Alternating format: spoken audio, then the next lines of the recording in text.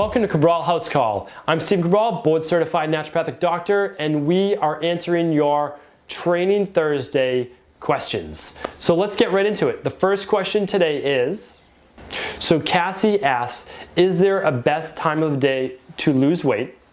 And so it's a good question. So I guess I'm trying to understand if the question means, is there a best time of the day to work out? Does your body lose more weight at certain times of the day? So I'm going to try to answer it from a little variety of areas, and hopefully that answers your question overall. And if it doesn't, of course, just ask it again, how you meant it. So some people say is that it's best to work out first thing in the morning. And they say that because your blood sugar is typically lower and you can start to tap more into body fats. That's partially true. Absolutely, you can look at it that way. Your blood sugar hopefully will be at its lowest, most likely, in the morning when you first wake up, but it may also be there 2 to 3 hours after a meal as well. So I wouldn't worry about that as much. If I like people to work out first thing in the morning, because if they're able to, then there is nothing else then can take that priority and get in the way during the rest of the day. If you plan your workout during lunch, something could pop up. If you plan your workout for after work, well, what if your family needs you, or what if you have to stay at work longer? What if a dinner pops up? Any of those things could derail you from that. So one nice thing is, of course, if you are working out with a training partner, a personal trainer, a friend, whoever it might be, you might make an appointment or a commitment to them, and then of course you have that commitment. I think that's obviously a great thing as well.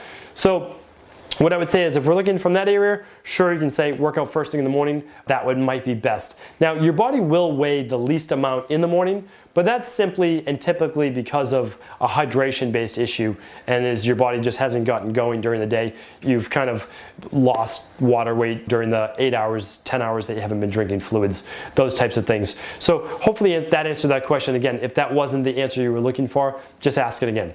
Next question. All right, so question from Bradley. Is it okay to work out when you're sick? So, should you work out if you're sick? I would say that there's, again, a couple little tweaks to this and caveats to that as well. And it's this: if you have just kind of like an upper respiratory cold, like a little bit of nasal congestion, maybe a little sneezing, you're feeling maybe just a little run down, I would say a light workout would be no problem at all. So absolutely no issue. It may even give you an immune boost, which has been proven to, if you don't overdo it. So the thing is that people hear that they should get a good sweat going if they're sick. Well, the problem is maybe not through working out. You can get a good sweat going if you go into a sauna or potentially a steam. I like the sauna better. But by working out, if you work out too hard, you can actually suppress your immune system, because you can actually create a stress-based response, which weakens your immune system. So I'd say absolutely go for it. Work out, but it should be a lighter workout. Just get the body moving, a fun workout, maybe just cardio if you wanted to, and a light sweat. Now, when should you not work out? You should not work out if it's in your chest, if you have a fever, or you're absolutely exhausted. Those are the times to just rest. Listen to your body. If you're wiped out, rest, relax, get more sleep, drink more fluids, do some green juices, do some soups if you would like, easily digestible foods, or fast. All of those things that are going to help boost your immune system is what you want to be doing and listening to. You should absolutely not work out to exhaustion when you're sick. Hopefully that answers that question. Last question today. Jenny asks, what's all this I hear about foam rolling? So yes, foam rolling, I don't know if it's like the new thing or the new trend, but it has been around for well over a decade, but it is becoming more popular. One of the reasons is there's like so many different ways to foam roll now. Like you have the foam rollers, which are like the tubes that are 6 inches by like 3 feet long or a foot long. They can use on the floor, put up on the wall. They also make foam roll balls now. You can use the lacrosse ball, a tennis ball. You can tape 2 tennis balls together. We just call it a peanut, in my practice, because it looks like a peanut. But it's really beneficial. And the reason is that most people are going to be getting a daily massage. Really probably just professional athletes are the only people who might be getting massage daily. And that's great for them. But for the rest of us, it's nice to maintain a massage protocol.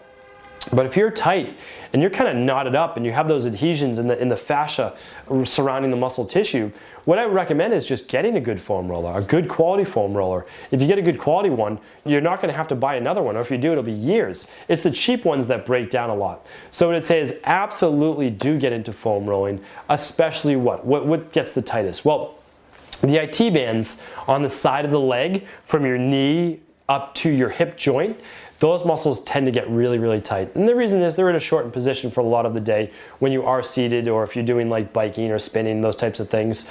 Hard to foam roll and get at the psoas. You can if you get in there, a little bit deeper. Foam rolling your quadriceps is fantastic. Foam rolling your hips is absolutely fantastic. Foam rolling your adductors, the inside of your thighs, is great. I have a video on foam rolling, so I can just simply link up to you to just see how to get started with foam rolling. I take you through it. It's very easy, step by step. You can be watching the video on your phone or anything you'd like, and foam rolling at the same time. So what I would say is absolutely do get into foam rolling for your shoulder joints, for your hip joints, for your legs especially. And then you can do specialty for your chest and those types of things. That's great as well. So what is it though? It's really just like a deep tissue massage. You're really just massaging your muscles. You're kind of, I would say, realigning, flattening out the fascia, which is kind of like that web surrounding all the muscles in your body that interconnects many different muscle groups that a lot of people don't talk about. Very important for that.